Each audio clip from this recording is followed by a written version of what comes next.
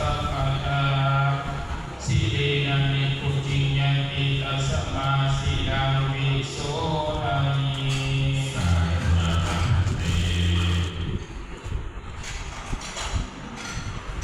อะโตอะระหะโตสัมมาสัมพุทธัสสะนะโมตัสสะภะคะวะโตอะระหะโตสัมมาสัมพุทธัสสะนะโมตัสสะภะคะวะโตอะระหะโตสัมมาสุทธินังสัพพะเมธานังทามินิพพานาปัจโยโหตุอนาคเตกะเรอิมานิมายังพันเตวินาเวทิตาโววิโนญิติสุป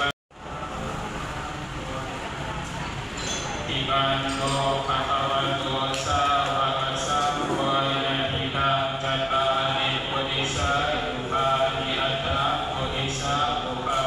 เยสะภะคะวะโตสาวกสังโฆทักขินายโยอัสสติกานิโยอันวัตตังโมญะเกตังโมกัสสามิภะโวสัพพะสัมปติเยมิตัสสะภะคะตังปฏิมิกะลาภุติตโกกานันทิธัมมาวิริอาสิตวะใจยุหาสิปัจจีขอพรในโอปฏิวรณ์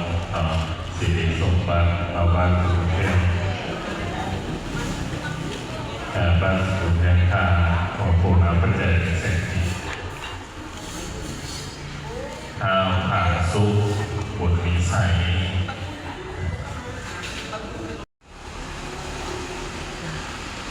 ใส่บาตรแล้วก็มาหยาดน้ำบูชาพระใหญ่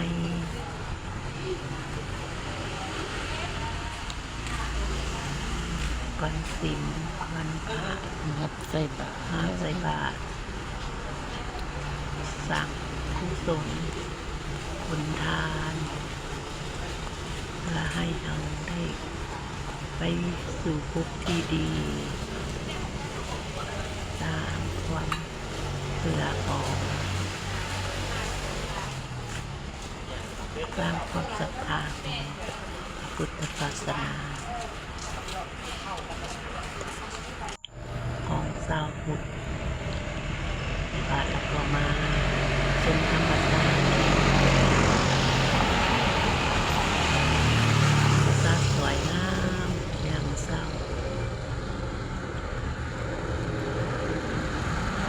ธรรมชาติ